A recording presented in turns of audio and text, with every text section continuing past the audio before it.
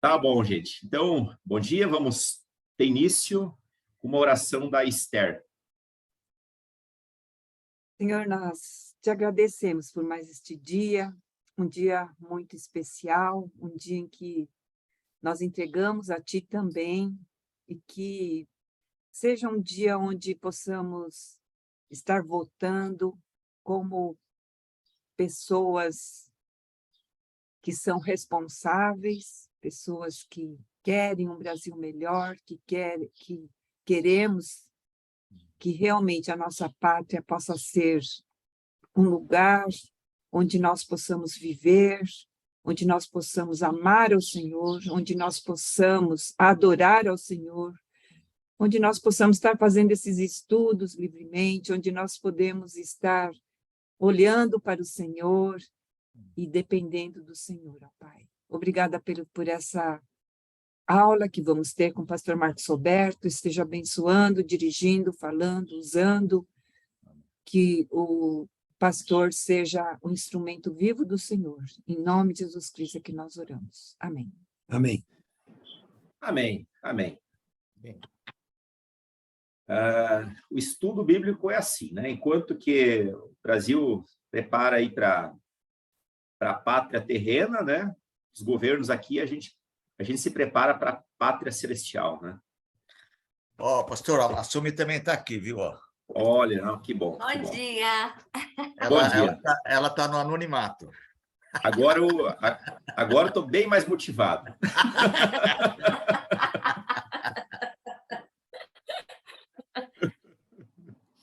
Olha, o irmã Sumi, a sua risada é uma das melhores que eu conheço, viu? Que legal. É uma risada saber. espontânea. Mas tá bom, gente. Hoje nós vamos trabalhar do capítulo 11 de Romanos, dos versos 17 a 24. Apenas para contextualizarmos um pouco, eu já vou ler a partir do 13, tá? Capítulo 11, verso 13, mas a gente vai estudar de fato a partir do verso 17. Estou falando a vocês, gentios, visto que sou apóstolo para os gentios, exalto o meu ministério, na esperança de que, de alguma forma, possa provocar ciúme em meu próprio povo e salvar alguns deles. Pois se a rejeição deles é a reconciliação do mundo, o que será a sua aceitação, senão vida dentre os mortos? Se é santa a parte da massa que é oferecida como primeiros frutos, toda a massa também o é. E se a raiz é santa, os ramos também o serão, tá? Então, aqui, mais uma vez, né, Paulo, ele traz toda essa parte ilustrativa para dizer o seguinte, olha, se tem alguns judeus que se converteram, então todos os demais judeus, eles estão ali permeados com a bênção de Deus. Não significa salvação automática para eles, tá? Vamos lembrar da ilustração da semana passada, acerca desse texto, de que a dona de casa, quando fazia o pão, a massa, ela levava uma parte para o sacerdote, ele abençoava aquela pequena porção. A outra massa que ficava em casa também era abençoada, né? Então, Paulo utiliza-se dessa ilustração para dizer, olha, o povo de Deus, o povo judeu, continua debaixo da minha bênção, mas eles precisam tomar um passo seguinte, que é se arrepender, tá? Então, agora, a partir do verso 17. Se alguns ramos foram cortados e você, sendo oliveira brava, foi enxertado entre os outros, e agora participa da seiva que vem da raiz da oliveira cultivada, não se glorie contra esses ramos. Se o fizer, saiba que não é você quem sustenta a raiz, mas a raiz a você. Então você dirá, os ramos foram cortados para que eu fosse enxertado. Está certo. Eles, porém, foram cortados devido à incredulidade, e você permanece pela fé. Não se orgulhe, mas tema, pois se Deus não poupou os ramos naturais, também não poupará você. Portanto, considere a bondade e a severidade de Deus. Severidade para com aqueles que caíram, mas bondade para com você, desde que permaneça na bondade dele. De outra forma, você também será cortado. E quanto a eles, se não continuarem na incredulidade, serão enxertados, pois Deus é capaz de enxertá-los outra vez. Afinal de contas, se você foi cortado de uma oliveira brava por natureza e de maneira antinatural foi enxertado numa oliveira cultivada, quanto mais serão enxertados os ramos naturais em sua própria oliveira. Estudei esse texto, confesso que no início deu um nó, mas aos poucos os nós foram se desfazendo, né? Depois que você entende a ideia de Paulo, fica tudo muito fácil, tá? Eu vou dar o início aqui e depois eu vou passar para o Honda para ele dar uma explicação acerca dessa questão de enxerto. Por quê? Porque eu precisei pedir ajuda para os universitários. Alguém que é agrônomo, alguém que conhece, e eu posso também agregar no meu próprio conhecimento. Não é um assunto que eu domino, tá? E aqui é um texto, de fato, um pouco confuso, e eu acho que o irmão Roda pode nos ajudar nesse aspecto aqui. Só um momento, eu vou, então, compartilhar, vou dar o início aqui. Compartilhar tela. Então, assim, na aula anterior,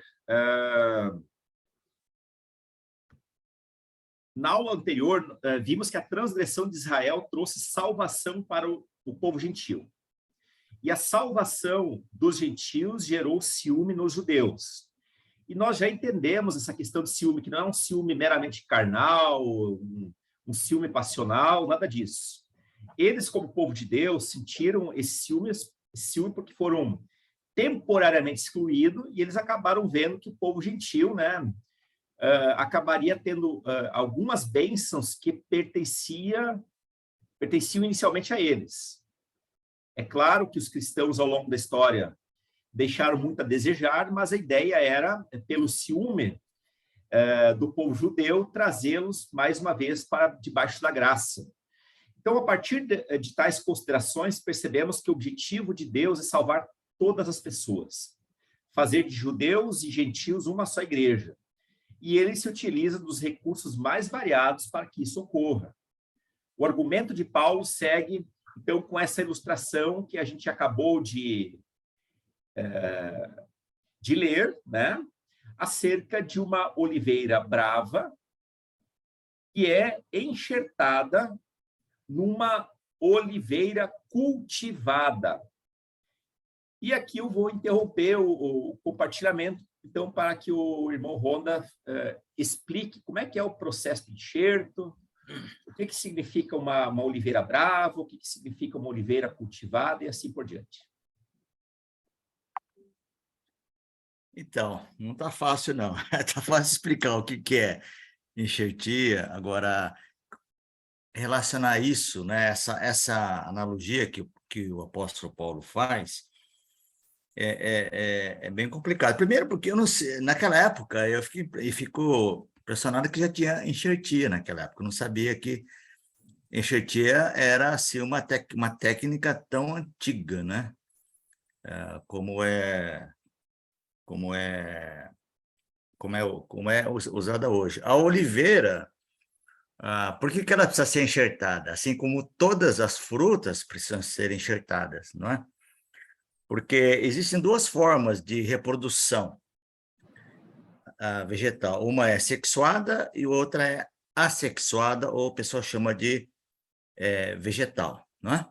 A sexuada é quando cruza o pólen, né, dentro das flores, tem a parte feminina e masculina, cruza, nasce uma semente, né? A flor, então, a flor fecunda, a flor vira um fruto, e do fruto tem semente, é o caso da manga, né? A manga tem a fase, tem flores, depois tem o fruto, aí tem a semente. Se você pegar uma semente de uma manga Adem e planta, pode nascer qualquer coisa, você não sabe o que vai nascer. Porque misturou genes diferentes lá, não é? A pesquisa usa muito isso. vai fazendo tudo isso e planta a semente e vê o que vai nascer. Aí vai desenvolvendo novas variedades, coisa assim. Mas pode dar uma planta que não, a manga não vai ser boa, não é?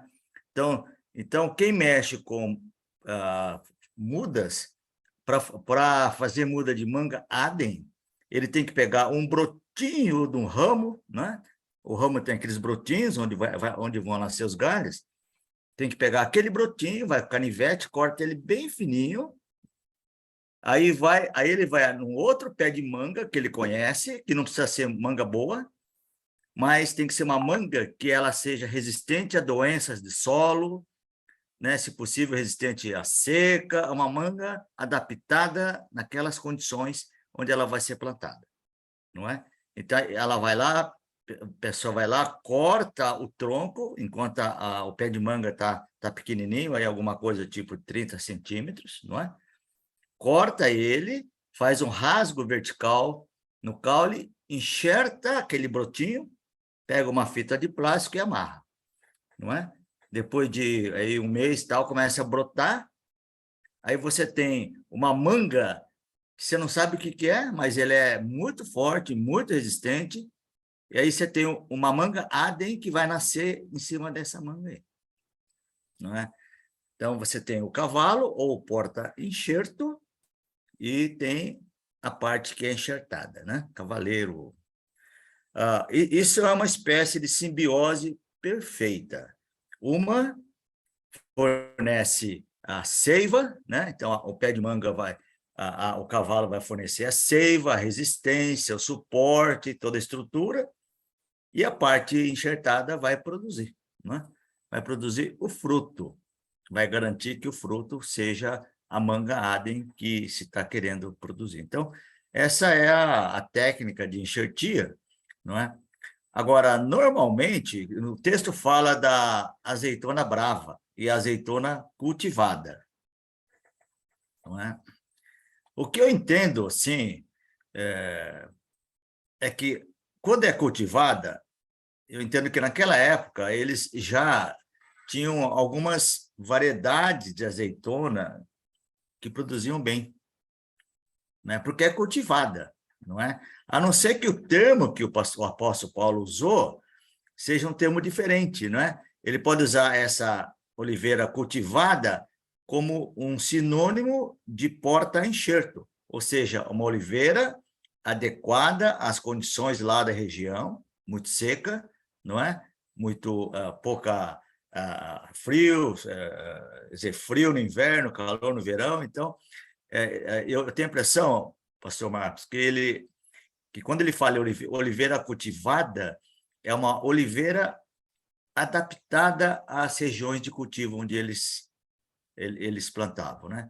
Agora, eu não entendo a palavra oliveira brava, porque quando penso em coisa brava é porque não é muito legal, assim. Não é? É igual o trigo e o joio, né? O joio é uma praga, então é difícil separar porque é muito parecido, então vai tudo junto, né? Eu entendi aqui que a oliveira brava é a oliveira que produz, né? Mas eu não sei por que usou esse termo oliveira brava. A oliveira que produz a azeitona que você precisa. Então, tecnicamente, essa explicação. Agora, correlacionar com esses termos de oliveira cultivada e oliveira brava, eu entendo que oliveira cultivada é o porta-enxerto e oliveira brava talvez seja a maneira de expressar que é a oliveira que você quer reproduzir, né? Porque ela depende, a oliveira brava depende totalmente da oliveira cultivada, não é? Se você cortar a oliveira brava, a oliveira cultivada, que é o porta-enxerto, vai germinar e vai dar uma outra azeitona, não é? Então, agora, se você cortar a oliveira brava que foi enxertada, ela não produz mais, porque você cortou e quebrou o ramo, ele não produz mais. É assim que eu entendi, viu, pastor Marcos? Se ajudou alguma coisa? Não, ajudou pelo menos para entender como é que é essa técnica de enxerto, né? E também É claro que o texto mostra uma situação invertida ali, antinatural, né? É justamente porque Deus faz um milagre, né? Ele não deixa as coisas simplesmente fluírem naturalmente, sobretudo quando se trata de salvação, mas ele faz uma ação de milagre. Mas muito obrigado pela sua explicação. Eu vou dar uma continuação, então, aqui na nossa apresentação. Muito bem. Então, anteriormente, Paulo usou uma ilustração da culinária, né? Ele usa a questão ali da massa e tal, da massa do pão, para dizer que se é santa a parte da massa, toda a massa também é. Agora, o apóstolo usa uma ilustração da fruticultura, e ele afirma que se a raiz for santa, né, ou boa, todos os ramos também são. Claro, porque todos os ramos, eles são ali... eles recebem os nutrientes a partir daquilo que a raiz absorve. É necessário lembrar que Paulo está falando para gentios convertidos, que faziam ali parte da Igreja de Roma, do Império Romano. E esses gentios, eles são comparados à oliveira brava, diferente do povo judeu, que são comparados à oliveira frutífera.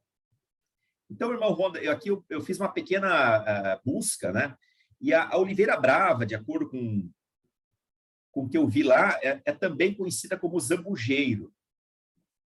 Essa oliveira brava seria menor que a oliveira plantada, e também suas azeitonas são menores. Geralmente, a oliveira comercial seria, então, enxertada nessa oliveira brava, né? Que seria, talvez, uma oliveira que fosse nascer de maneira espontânea, muito adaptada ali ao ambiente, ao clima, à geografia local, né? Mas aqui o processo é contrário, é a oliveira brava. Vamos dizer o seguinte, lógico que aqui entre parênteses, né?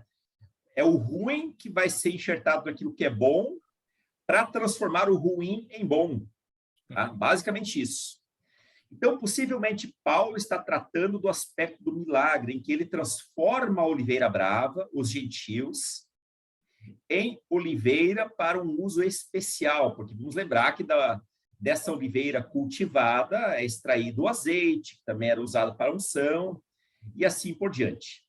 E o Adolf Paul, ele explica esse processo antinatural do seguinte modo: o procedimento do enxerto, mencionado 6 vezes, não tem nada a ver com a prática de aprimoramento que nós conhecemos e que também o irmão Ronda citou. Tá? Pois essa árvore não recebe um ramo nobre, né? Na lógica normal e daquele produto que vai ser utilizado para o alimento, para o comércio e tudo, tá? Então, vamos dizer assim, aquela árvore, o cavalo, né? Essa representação do cavalo e cavaleiro, aquilo que vai receber o ramo é um ramo, digamos assim, um caule, um cavalo bom, mas que vai receber agora um cavaleiro ruim. Tá? É um processo inverso. E ele vai ficar bom. Ele vai ficar bom. Tá? É totalmente ao contrário aqui. Essa árvore não recebe um ramo nobre que a pudesse aprimorar. Pois essa árvore não recebe um ramo nobre que a pudesse aprimorar. Tampouco deve se lembrar do enxerto de ramos bravos, ocasionalmente praticado na antiguidade, a fim de rejuvenescer oliveiras envelhecidas. A presente raiz não deve nada ao ramo enxertado, porque a raiz é boa, a raiz é de uma planta nobre, enquanto o ramo é um ramo bravo, de uma oliveira brava, com um valor comercial muito menor. Antes, pelo contrário, o ramo deve tudo à raiz. Portanto, conscientemente, Paulo ultrapassa a figura da natureza, Não é gratuito o destaque que dá lá no verso 24, quando ele fala contra a natureza, ou uma atividade antinatural, porque isso não é natural. Não é natural que uma oliveira brava, um galho de oliveira brava, seja enxertado ali num tronco bom, né? Assim, com grande valor comercial. Mas é exatamente o contrário, né? O que vai ter que produzir depois é aquele ramo bom que é enxertado numa oliveira brava que já está ali totalmente adaptada, né, ao seu ecossistema. Então, Deus não está agindo de acordo com o modelo de um produtor hortigranjeiro, e sim como quem cria algo novo. É desse modo que também sucede o reimplante de ramos cortados, que normalmente já teriam sido queimados a tempo. Então, de acordo com Hernando Dias Lopes, a raiz da oliveira, aqui, né, onde vai ser depois implantados os ramos ruins, né, os ramos bravos, ou gentil. Então, a raiz da oliveira se refere a Abraão, Isaque e Jacó. Esses são os patriarcas que deram início ao povo da promessa. É aquilo que Deus plantou. E os ramos naturais são todos aqueles que descendem deles. Todo o povo judeu que descende dessa raiz, cuja semente Deus plantou.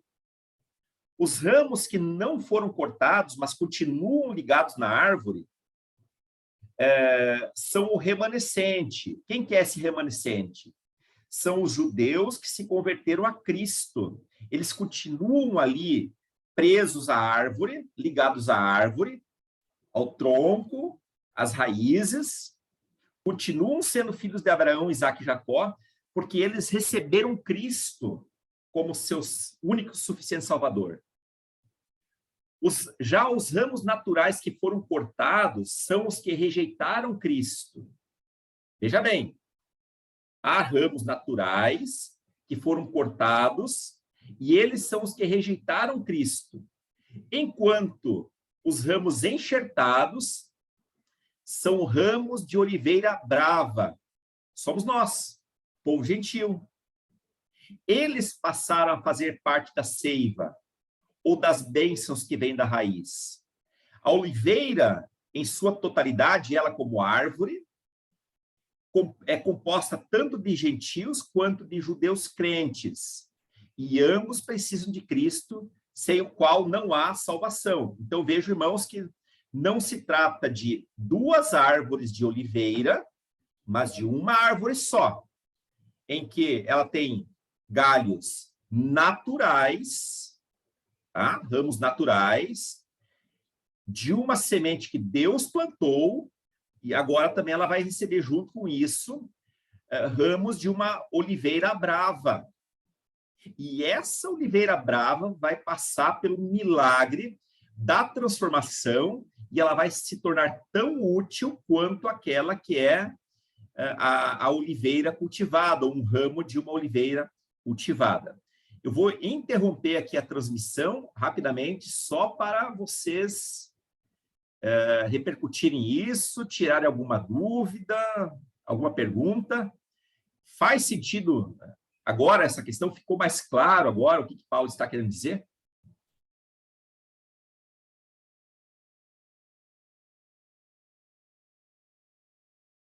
E só uma explicação, tecnicamente está correto também, viu, pastor? Porque um pé de manga enxertada com manga Adem, né? Vamos supor que você pega uma manga, qualquer, uma manga rosinha, né?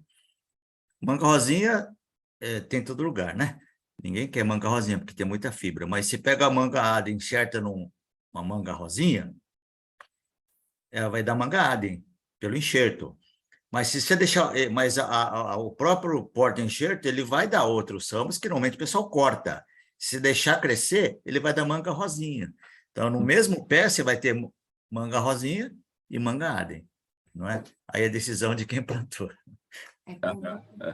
É igual ao limão, mesma coisa, limão cravo, né? O limão cravo é o cavalo de todos os citros, não é? Então, tangerina enxertada em limão cravo, mas num pé pode ser limão cravo, né? Que é bom para fazer suco e pode sair uma tangerina rio também. Muito bom. Perfeito. Alguma pergunta, alguma dúvida? Vocês entenderam essa questão aqui?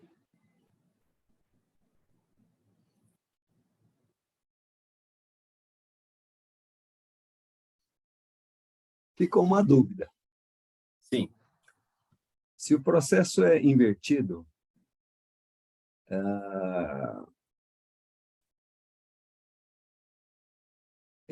o tronco original ele foi cortado, certo? São os que rejeitaram.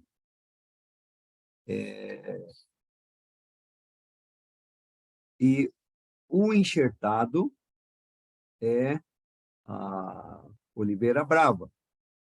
Então, pela lógica, ela iria dar aquelas azeitonas pequenas. Mas aqui a mensagem é que ela passa a se beneficiar de um cavalo nobre e passa a dar oliveiras boas. Esse raciocínio faz sentido? Vamos lembrar que não é o tronco todo que é cortado. São galhos, são ramos que são cortados. São ramos que são cortados. E esse é o grande aspecto, né, do milagre, em que Deus transforma aquele ramo de oliveira brava. Se fôssemos pensar pela lógica natural, ele deveria continuar produzindo azeitonas bravas. Correto, irmão Honda? É isso mesmo, né? Só que nesse caso... Sim, pode falar. Não, perfeito, é isso mesmo. O que vai produzir é aquilo que foi enxertado. Só que nesse caso, não vai produzir mais oliveira brava. Ela vai produzir azeitonas iguais às outras azeitonas. Porque é um milagre. Deus faz algo novo. O milagre aí, Gilson, pelo que eu entendi, é que a qualidade do fruto vem da seiva. Vem da seiva, entendeu? E a seiva é Abraão, Isaac e Jacó, não é? É da raiz, né? Da raiz. Ela é a qualidade, ela é a sustentação. É o processo ao inverso, é o milagre de Deus. E vamos entender que isso aqui é de maneira ilustrativa, tá? Paulo está ali usando um recurso, uma situação que as pessoas conheciam na época, né? Para dizer, olha, vocês conhecem o sistema, e Deus pega mais ou menos esse sistema e faz algo totalmente novo, totalmente novo. Tá? Então, do ponto de vista de qualidade, a qualidade de um gentil convertido é exatamente a mesma qualidade de um judeu convertido. Ambos são filhos de Abraão. Tudo bem? Ambos recebemos a seiva da raiz, Abraão, Isaac e Jacó. Por isso que Jesus fala, olha, das pedras Deus pode fazer nascer filhos de Abraão. É a ideia do milagre, né? Nós éramos essa pedra. Tudo bem? Agora, pastor Marcos, só sem tomar muito tempo, hoje, até há pouco tempo, o café não era enxertado. Porque é fácil enxertar um pé de manga que você planta pouco, mas um café que o Brasil tem 3 milhões de hectares de café, como é que você vai enxertar todo esse café, que vai mais de 1.000 plantas por 1 hectare, por um quarteirão, não é? Mas é que apareceu uma praga chamada nematóide e o café não consegue sobreviver. Nenhum café, Mundo Novo, Bourbon, Catuai, nenhuma dessas variedades de café que planta aqui na região, em qualquer lugar, consegue sobreviver ao nematóide. Então, eles estão enxertando numa variedade que é resistente ou tolerante a nematóide. Aí faz muito sentido com a sua explicação, porque é a sobrevivência, senão todos os cafés que, teoricamente, poderiam produzir fruto, eles morrem, mas eles não morrem quando é enxertado, Porque aí a vida vem do enxerto, do porta-enxerto. É muito parecido com a sua explicação. Ok, joia. Então, vamos continuar aqui, mais um pouco. Então, ok. Após o apóstolo fazer tais colocações, ele vai advertir, então, contra o orgulho. O orgulho. Tá? E o orgulho é uma coisa que pode assolar a vida de todos nós. Paulo disse, alguns ramos foram cortados e você, sendo oliveira brava, foi enxertado entre os outros e agora participa da seiva que vem da raiz da oliveira cultivada. Não se glorie contra esses ramos.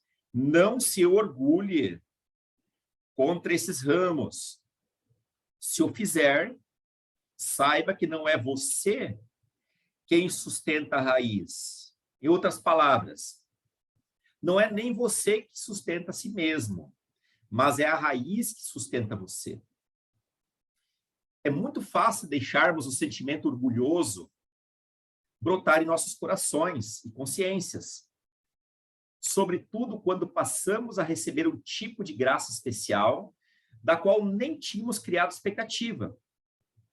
Enquanto povo gentil, somos a oliveira brava, com baixíssimo valor comercial, né? Claro, a oliveira brava ela tem toda uma utilidade dentro de um bioma e por aí vai, né?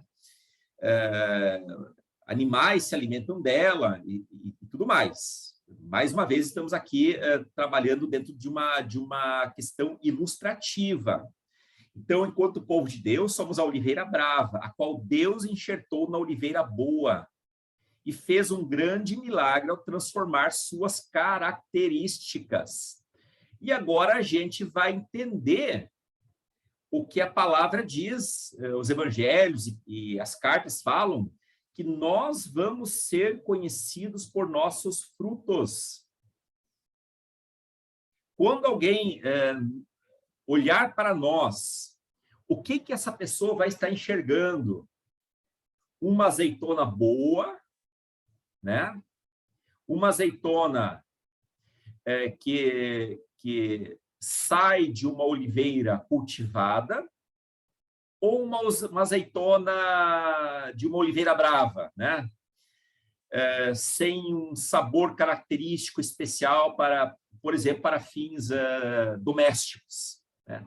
Que tipo de fruto os outros estarão enxergando em nós?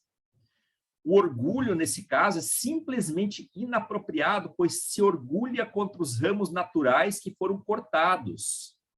O problema de se tratar de orgulho tolo é exatamente pelo fato de que não é o ramo cortado que sustenta a raiz, e, por consequência, a árvore toda, mas é a raiz que sustenta. Aqui não seria ramo cortado, irmãos, aqui seria ramo enxertado, tá? Então, eu vou trocar aqui antes que eu esqueça.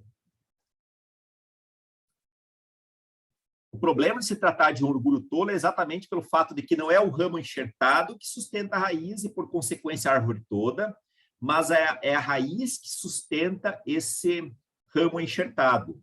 É da raiz que vêm os nutrientes que dão vida a toda a árvore e, inclusive, para os ramos enxertados. Diante dessa verdade, não há espaço para orgulho, mas para temor, uma vez que se Deus cortou da árvore o ramo nativo, olha só, Deus cortou o ramo de uma árvore nativa, no sentido de que ele mesmo plantou, de uma oliveira natural, original, um ramo original, então ele poderá cortar, se ele quiser, o ramo enxertado. E quem são esses ramos enxertados? O povo gentil. Então, muitos cristãos gentios acreditam que, ao rejeitar Israel, eles passaram a tomar lugar no coração de Deus, um lugar exclusivo. Acontece que Deus jamais deixou de amar os judeus por ter chamado os gentios. O amor de Deus não é parcial e exclusivo, mas é um amor generoso e inclusivo, no sentido de que ele inclui judeus e gentios na mesma árvore, e ambos produzirão o mesmo tipo de fruto. O mesmo tipo de fruto. Azeitonas boas. O comentarista Bruce, ele diz que os cristãos gentios não se devem render à tentação de desdenhar dos judeus. E tem muitos cristãos que o fazem. Não fosse a graça de Deus que os enxertou na videira e os fez concidadãos dos santos, eles teriam permanecido para sempre, sem vida e sem frutos. Quer dizer, se não fosse a graça de Deus na minha vida, na vida do Honda, na vida do Gilson, das demais pessoas, dos demais cristãos, quer dizer, nós continuaríamos sendo oliveira brava, né? Quer dizer, estaríamos destinados a ficar sem os cuidados, né? Vamos lembrar aqui que, quer dizer, quem se propõe a cultivar uma boa oliveira, fazer um bom enxerto, né? Há de se entender que, quer dizer, essa pessoa vai cuidar, né? Vai fazer as podas, vai irrigar, vai adubar, quer dizer, vai fazer o que precisa ser feito. Já aquela árvore que nasce de modo aleatório, em algum canto, até pode ter cuidado, mas não vai ser o mesmo cuidado do que, por exemplo, um café que está num cafezal que vai receber todos os cuidados necessários. O Adolf Pohl argumenta do seguinte modo: no gentio agraciado flameja a febre do eu, pensando aqui na questão do orgulho. Ele desenvolve para si uma consciência de privilégio e sorrateiramente transforma-se em um ramo nobre. É verdade. Nós éramos um ramo de uma oliveira brava e nós fomos transformados num ramo nobre. O gentio sente prazer maldoso diante do judeu, que afinal deveria ser alguém amado por causa dos pais. Vamos lembrar da questão de Abraão, Isaque e Jacó. E, por fim, ele se esquece completamente de que está perante Deus. Ele está de pernas para o ar. Então, esse gentio, com o coração orgulhoso, diante dos judeus, inclusive, que foram portados, ele precisa recolocar os pés no chão, sabendo de que ele não sustenta a si mesmo. Mas se ele foi enxertado, é porque Deus enxertou, né, esse ramo de oliveira brava nessa sua árvore cultivada. Tudo bem? Então, nós não temos o direito de manter nenhum tipo de orgulho. E aí, dos versos 22 a 24, Paulo diz o seguinte: portanto, considera a bondade e a severidade de Deus. Severidade para com aqueles que caíram, mas bondade para com você, desde que permaneça na bondade dele. De outra forma, você também será cortado. E quanto a eles, se não continuarem na incredulidade, serão enxertados, pois Deus é capaz de enxertá-los outra vez. Afinal de contas, se você foi cortado de uma oliveira brava por natureza e de maneira antinatural foi enxertado numa oliveira cultivada, quanto mais serão enxertados os ramos naturais em sua própria oliveira? Deus é bondoso, mas é severo. Aqui diz, portanto, considere a bondade e a severidade de Deus. Uma característica não exclui a outra. O fato de Deus amar não significa que ele deixará de castigar, inclusive fazendo aquelas podas que são tão necessárias muitas vezes nas nossas próprias vidas. Na realidade, o castigo também é fruto do amor de Deus. O autor de Hebreus, no capítulo 12, verso 6, de acordo também com Provérbios 3, diz que Deus castiga quem ama. Então, o castigo veio sobre Israel, pois ele não permaneceu na bondade do Senhor. Agora, se o povo gentil não permanecer na bondade do Pai, também será cortado. O que mostra que Deus demonstra um amor gracioso para conosco, e não um amor exclusivo e permissivo, ao ponto de tolerar nossa rejeição e nada fazer sobre isso. Significa, sim, que os cristãos gentios podem sofrer o mesmo tipo de corte que os judeus incrédulos sofreram. De maneira mais simples, o cristão ele pode ser cortado da salvação, eu tendo a entender que sim. Eu tendo a entender que sim. Deus não faz isso de uma maneira por qualquer motivo, por qualquer razão, por qualquer circunstância, né? Não é por conta de algum pecado, mas é por conta da incredulidade, né? Quando nós, por conta da incredulidade, nos tornamos novamente pessoas ímpias, né? Aí eu entendo que sim, que aquela pessoa que uma vez recebeu Cristo, estava de fato salva, mas ela enveredou para um outro caminho, ela pode ser cortada. E o texto de Romanos 11, ele traz essa possibilidade. O Adolf Paul, esse comentarista que eu sempre cito, ele diz o seguinte: nós, os gentílico-cristãos, deveríamos ter aprendido uma dupla lição. Por um lado, não existe perante Deus nenhuma candidatura natural ao inferno. Quer dizer, Deus não projetou nenhum de nós de antemão para ir para o inferno. Pessoas flagrantemente não eleitas podem tornar-se eleitas. Vamos lembrar que para nós, no caso, eu que tenho um viés arminiano, a eleição é uma estrada que eu escolho, né, trafegar por ela. Jesus é esse caminho, e eu decidi entrar para esse caminho. Tá? Mas eu também entendo que em algum momento eu posso sair desse caminho para nunca mais voltar. Isso é uma possibilidade. Aqui vale o reverso. Eu vou retomar aqui a frase para fixar bem. Nós, os gentílico-cristãos, deveríamos ter aprendido uma dupla lição.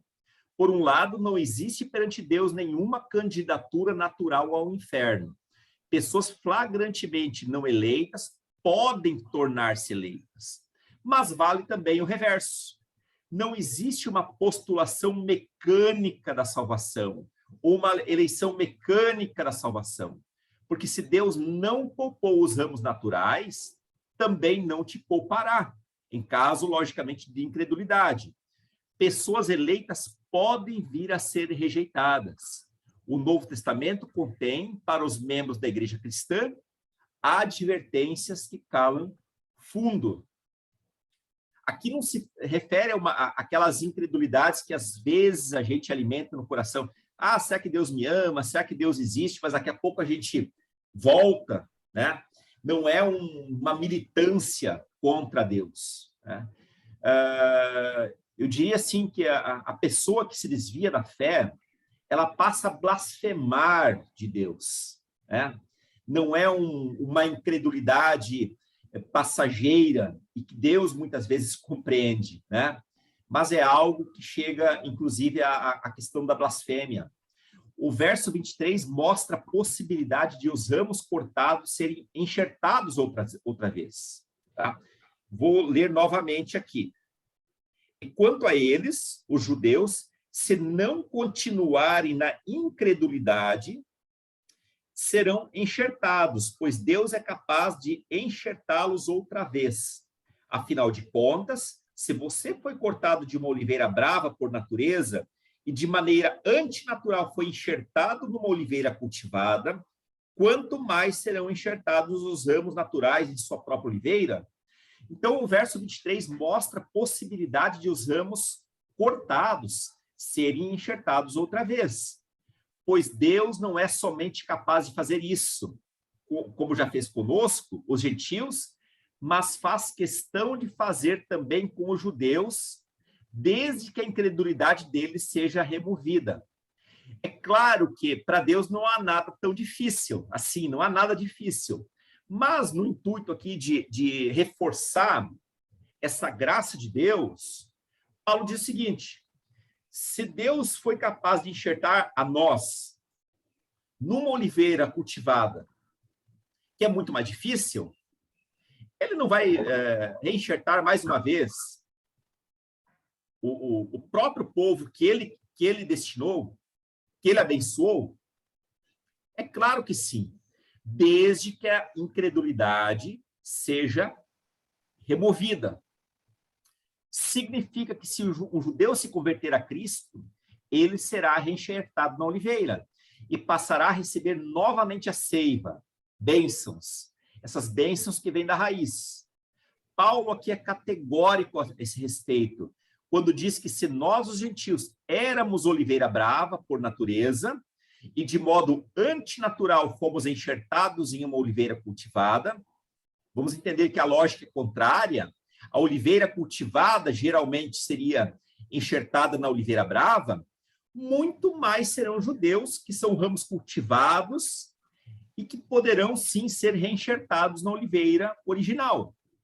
Angus MacLeod, eu acho que é assim que se pronuncia, não sei, ele afirma o seguinte: a maioria dos endurecidos, a parte de Israel que tem sido quebrada, não está total nem finalmente perdida em sua incredulidade, né? Ele está aqui se referindo àqueles ramos que permanecem, né, desligados da oliveira, né, que são aqueles ramos que estão cortados. Eles não cruzaram a linha da qual é impossível retroceder. Ainda pode chegar para eles o dia da salvação, o tempo oportuno de fazerem parte da igreja de Cristo. Então, aqui, para finalizar, a oração nossa deveria ser: Senhor, desperta a fé e o arrependimento em teu povo endurecido e apartado. Essa precisa ser, sim, a nossa oração. Uma oração em favor do povo judeu. Queridos, eu sei que foi um texto, né, como sempre, pesado, difícil, né? Mas eu queria saber de vocês algum tipo de aplicação prática, alguma coisa que vocês aprenderam, alguma coisa assim que despertou mais a sua curiosidade, enfim, né? Se vocês puderem repercutir alguma coisa do que foi explicado hoje, a palavra está com vocês. Eu vou aqui interromper a gravação nesse momento.